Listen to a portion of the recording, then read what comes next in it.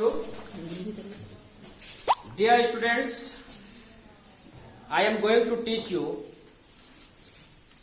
a story in the kingdom of fools. This story is taken from a Kannada story which is translated by A.K. Ramanujan in English. In the kingdom of fools, मूर्खों के राज्य में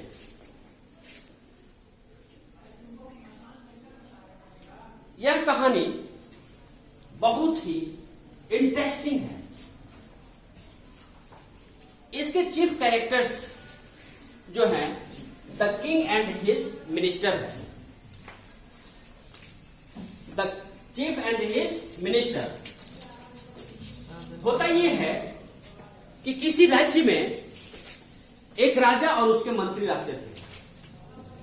राजा और मंत्री idiot थे, बेवकूफ थे। इन्होंने कुछ नया परिवर्तन करने की बात सोची। इन्होंने सोचा कि रात को दिन और दिन को रात बना दे। इन लोगों ने आदेश पारित किया कि ऐसा करना है कि दिन में सब कोई सोएगा और रात में जगेगा और काम करेगा। भला राजा की बात को कौन डिसोबे करता? डर के मारे लोग रात में जगने लगे, अपने अपना काम करने लगे और दिन में सोने लगे। एक बार की बात है कि एक गुरु और एक चेला वहां पर पहुंचे। इन लोगों ने देखा कि शहर बहुत सुंदर है, मैग्निफिसेंट बिल्डिंग है, नीट एंड क्लीन है, शहर तो बहुत अच्छा है। लेकिन इन लोग को दिन में कोई नजर नहीं आया। टहलते टहलते शाम हो गई। शाम में लोग जगे।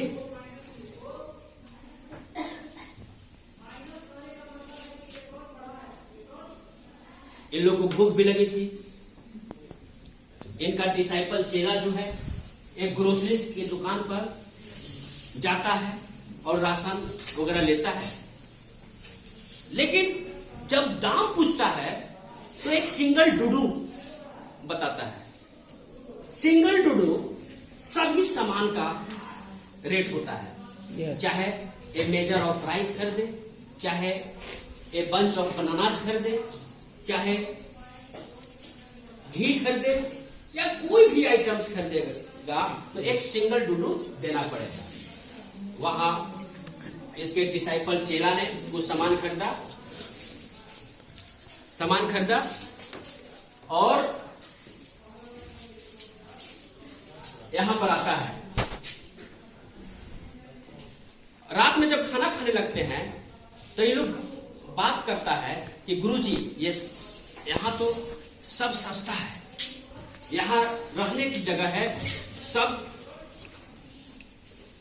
का रेट जो है एक समान है, सिंगल डुडू बहुत सस्ता है, यहां ये शहर छोड़ के जाने लायक नहीं है।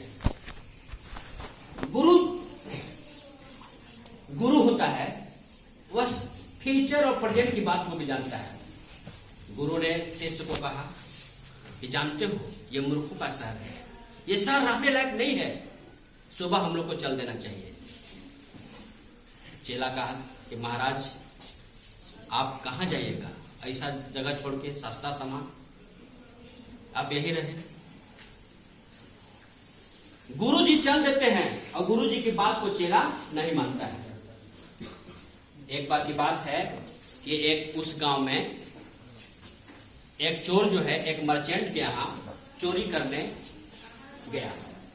पहले दीवार को बरगल किया, होल किया और चोरी करके जब वो सामान ला रहा था तो अचानक उस दीवार जो है उस पर गिर जाता है, जिससे कि ऑन स्पॉट उसकी मृत्यु हो जाती है।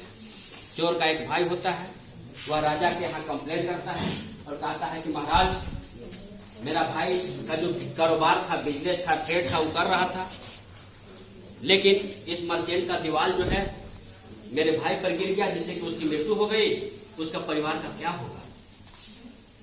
उसको परिवार के लिए मुआवजा चाहिए और न्याय चाहिए।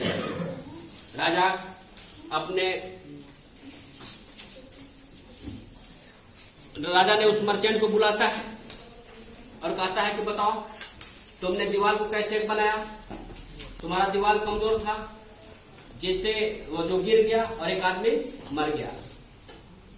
इसका हर्जाना तुमको देना होगा और इसकी सजा तुमको मिलेगी। मर्चेंट ने कहा कि हजूर हम दीवार थोड़े जोड़े थे, दीवार तो एक ब्रिकलेयर जोड़ा था, एक मिस्त्री जोड़ा था, एक मेसन जोड़ा था। उस मिस्त्री को बुलाया जाता है। मिस्त्री ने कहा कि हुजूर जब मैं दीवार को जोड़ रहा था तो उस समय एक डांसिंग गर्ल थी जो कि इस रास्ते से बार बार आ रही थी, जा रही थी, और जब उस आती थी जाती थी तो उसके पैर में जो घुंघरू थे वो बज रहे थे, जिससे कि मेरा ध्यान उसके तरफ हो जाया करता था और हम ठीक से नहीं जोड़ पाए। कहेंगे क्या तुम उस डांसिंग गर्ल को जानते हो? कहा कि हाँ हुजूर मैं तो जानता हूँ, अब तो वह बूढ़ी हो गई है। उस डांसिंग गर्ल को बुलाया जाता है, वह आती है और राजा ने पूछा कि तुमको पता है, याद है कि जब ये दीवार जोड़ रहा था तो तुम बार बार आ रही थी, जा रही थी? वो कहे कि हाँ हमको याद है, लेकिन हुजूर मैं अपना सोना बनाने के लिए एक लोहार को दिया था और वह बार बार मुझे सोनार जो था, गोल्ड स्मिथ जो था, बार बार प्रिटेंडिंग कर रहा था और मुझे बुला रहा था, जिसके कारण मैं एक डजन टाइम्स मैंने 12 बार उस रास्ते से आई गई। राजा ने कहा कि केस और डिफेंस हो रहा है, गारा हो रहा है, उस सुनार को बुलाया जाए। उस सुनार को जो है बुलाया जाता है। सुनार आता है, कहता है कि याद है ये जब तुमको आभूषण बनाने के लिए दिया था तो तुमने क्यों इसको बार बार बुलाया करता था? क्यों परेशान किया? क्यों समय पर नहीं दिया? गोल्ड स्मिथ कहता है कि महाराज उस दिन एक मर्चेंट ने हमको ऑर्डर दे दिया था और उसके यहाँ शादी थी, जिसकी वजह से हमको उसको आभूषण तैयार करके देना था, हम नहीं दे पाया। वह राजा ने कहा कि वह मर्चेंट कौन है? तो वह वही मर्चेंट था जिसका दीवार गिरा था।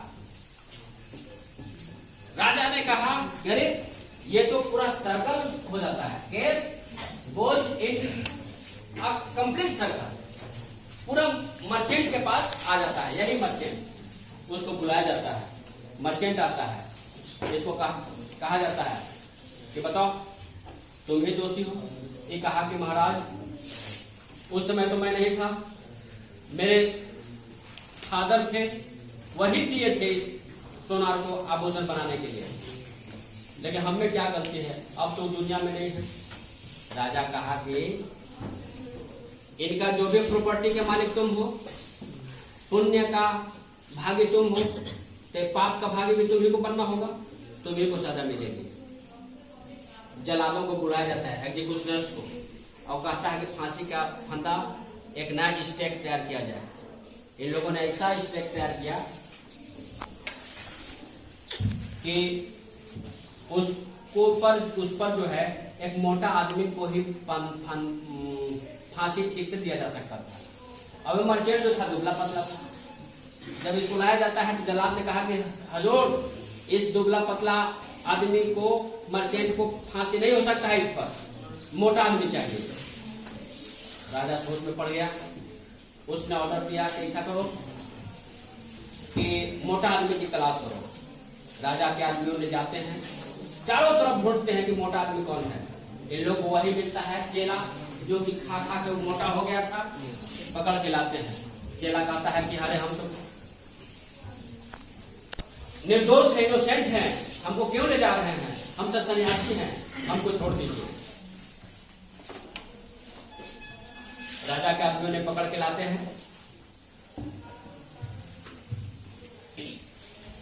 जल्लाद कहा कि हाँ, और उसके आदमियों ने कहा कि ये आदमी मोटा है, ये इसको फांसी हो सकती है इस स्टेक पर, इस फांसी के फंदे पर। अब चेला अपने गुरु की बातों को याद करता है और कहता है कि गुरु जी सब कह रहे थे। अब वह प्रार्थना करता है और अपने गुरु को याद करता है कि गुरु जी अब मैं बहुत गर्दिश में हूं, डेंजर में हूं, आप मुझे आइए और बचा लीजिए। गुरु जी इसकी प्रार्थना कबूल हो जाती है। गुरु जी वहां पहुंचते हैं, फांसी की तैयारी हो रही थी, वहां जाते हैं, बात को समझ गए, टाल गए, अपने चेला के कान में कुछ फुसफुसाया, विस्पर किए। इसके बाद कहे कि ऐसा है कि फांसी हमको दीजिए पहले। चेला कह रहा है कि हमको दीजिए, मी फर्स्ट की लड़ाई हो गई। राजा जी समझ में नहीं आ रहा था राजा को कि क्या हो गया, दोनों फांसी के लिए तैयार, मरने के लिए तैयार है, जरूर कुछ बात है। राजा बुलाता है, गुरु को पूछता है कि क्या बात है, क्यों आप लोग लड़ रहे हैं फांसी पर चढ़ने के लिए। तो कहा कि महाराज हम सबके सामने नहीं बोलेंगे, हम अकेले में आपको बोलेंगे, अब इस शर्त पर बोलेंगे कि जब मैं आपको कह दूंगा तो मेरी बात मानेंगे ना, हमको पहले सारा देंगे ना। राजा ने कहा कि हाँ। एकांत में ले जाते हैं गुरुजी और उसको बोलते हैं कि महाराज ये जो स्टेक बना हुआ है, फंदा बना हुआ है, ये स्टेक ऑफ गॉड है, गॉड का फंदा बना हुआ है, क्योंकि कोई भी अपराधी पापी पर नहीं चढ़ा है। अधिक जो कोई पहले इस पर फांसी चढ़ेगा उसका पुनर्जन्म होगा और पुनर्जन्म में वो राजा होगा, और दूसरी बार जिसको फांसी होगी वह उसका मंत्री बनेगा। राजा कहा कैसा बात है। अब दिमाग में आया कि अरे ये तो सुंदर साहब, वो नहीं चाहता था कि यार दूसरा कोई राजा बने, बस उसको लालची हो गया, लालच हो गया कि हम भी राजा बनेंगे। अब फांसी को कैंसिल करा दिया, फांसी आज नहीं होगी, अब कल होगी। अब इधर मंत्री और राजा बैठते हैं, बात करते हैं और ये लोग सोचते हैं कि हम ही लोग राजा रहे, और मंत्री सोचता है कि हम ही मंत्री रहे फ्यूचर में। इसलिए जो कैद खाना में गुरु और शिष्य थे इन लोग को छोड़ दिया जाता है और उन लोग के भेष में राजा और उसके मंत्री आ जाते हैं। सुबह जलाद आता है,